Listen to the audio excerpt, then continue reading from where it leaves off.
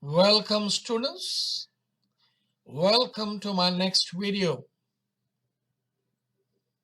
SYGC History, topic number 9, World Decolonization. Before I start with the video, I would like to request you, if you like the video, please do like it. If you have not subscribed it, please subscribe it. And if people are not aware of this channel, Learn History with Thomas Sir, please give awareness by sharing the link with others. So, my dear students, we are going to focus on today's topic, that is world decolonization. Our focus will be on decolonization of Asia and Africa. Since we are living in the continent of Asia, let me first focus on Asia. Now, before I start with decolonization of Asia, first we should know the basic difference between colonization and decolonization. What is colonization? Colonization is simple. I'm going to say in a very simple word, a strong nation ruling over a weaker nation, a big nation ruling over the smaller nation, and you are making colony. And what is decolonization? It's very simple. The bigger nation giving them freedom to a smaller nation, or may we say the imperialism is over. Imperialism is completely wiped out. Now, my dear students, first we will see decolonization of Asia. There are several examples we can see in history. Decolonization of Asia. The best example is the Britishers who were ruling over India. They gave us freedom after the Second World War. Actually, there was nothing, or there was no relation with India related to Second World War. But we were dragged into the war by the Britishers, and we laid one condition, and that condition was that we will help them only in one condition, that we are going to get freedom in return. And my dear students, we helped them in the Second World War, and they were not in a position to rule their colonies. Whichever the colonies which were there under their rule, it was not possible for them to continue their colonial rule. So they gave us freedom. Now, let us focus on decolonization of Asia. As we all know, the first half of 20th century, decolonization did not take very long in many of the Asian and African countries. The process of decolonization accelerated in short time because of the conflict among the European colonizers. Occurrence of the First World War, Second World War, and anti-colonial movement in the colonies, the European countries could not have reason for colonization. Now, let me give you some additional information. Do you know that the process of decolonization is supposed to be received momentum mainly because of document known as Atlantic Charter? This charter was published together by Winston Churchill, Prime Minister of England, Franklin Roosevelt, the President of America. The charter stated that allied nations, including England and America, did not intend to grab any kingdom or the country. The changes in the political system and the geographical borders of any country in the post-World War would happen only according to the wish of the citizens of the respective country. It was granted that all the people in the world will have right to have their own decisions. Now, my dear students, let us see that I would like to focus on the Indian freedom struggle. As we all know, our Indian freedom struggle was led by or under the leadership of Mahatma Gandhi. Under the situation of England had become aware of the reality of the diminishing power. This resulted in gradually introducing the system of internal autonomy in some of the colonies. Some of the examples I can give here is Germany and Turkey was defeated in the First World War. To manage the administration of the colonies which were under the control of Germany and Turkey, the League of Nations introduced a system of trusteeship. England and France were entrusted to the role of trustees. Later, India, Cyprus, and Malta successfully gained independence.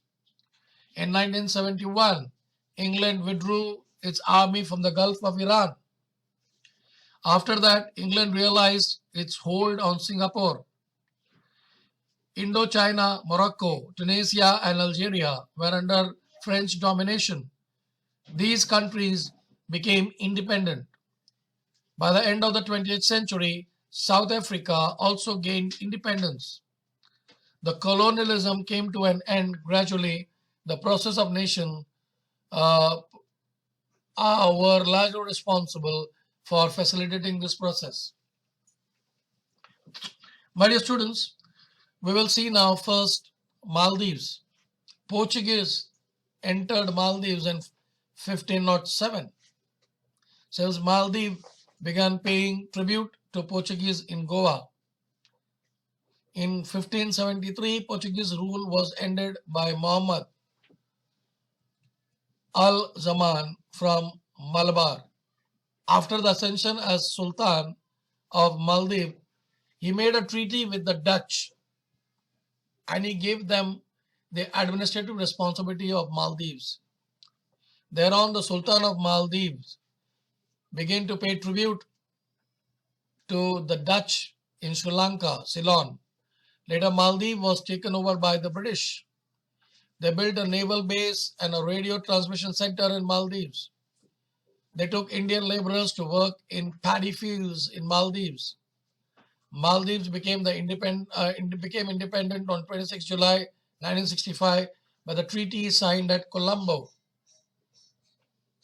Sri Lanka. As we all know, Sri Lanka was also a colony. British ruled Sri Lanka from 1798 to 1948. They took over Sri Lanka by defeating Dutch and the Portuguese. There was uprising in Sri Lanka against British rule. British plantation owners were taken many laborers from Tamil Nadu to work in coffee plantation. In Sri Lanka, the British dominated the production and the market of coffee, tea, rubber, and coconut. They developed Colombo as an international port city. They established colleges and universities in Sri Lanka and encouraged Buddhist studies. Sri Lanka became independent in the year 1948. Now we will focus on Myanmar, or it is also called as Brahmadesh. In 1599, Portuguese defeated the king of one of the kingdom of Myanmar. However, in 1611, various dynasties ruling Myanmar got together, defeated the Portuguese, amalgamated their kingdom. United Myanmar adopted an expansionist policy, conquered Manipur and Assam. It meant that the British territory was under the threat of being invaded, a situation that caused 3 wars between Britishers and the Myanmar. The first war in 1826, won by the British. They took over Assam and Manipur. They also defeated Myanmar in the second war. And about the same time, the French had taken over the region of Upper Burma. In the third war, the British won this region too, thereby ruling entire Myanmar. The British administration annexed Myanmar in the province of British India in 1935 again separated from India and granted autonomy. After 1937, the people in Myanmar created an organization called Burma Independence Army under the leadership of Aung San.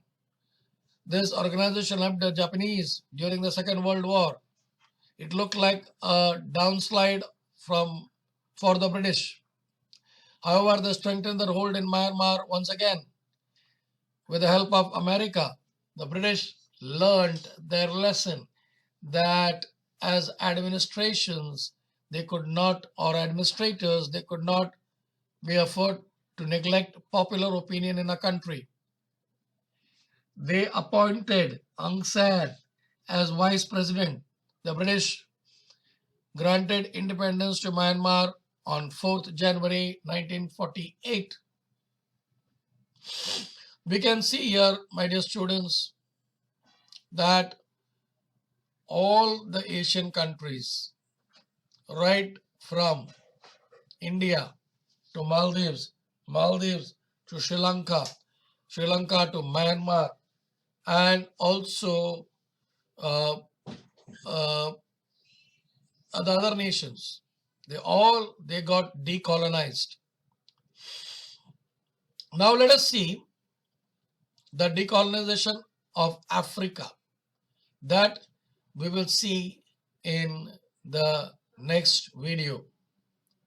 So my dear students, thank you very much for your patient hearing. Now, let me request you, if you like the video, please do like it. And there is a comment section. There is a section you can comment. What is your feeling about the video? You please comment it. If you have any doubts, you can write it in the comment section. I will clarify it. Also, if you have not subscribed to the video, please do subscribe it. And if others are not aware of this video, please give awareness by sharing the link with others. Students, your valuable support and cooperation makes me do more and more videos. It encourages me a lot.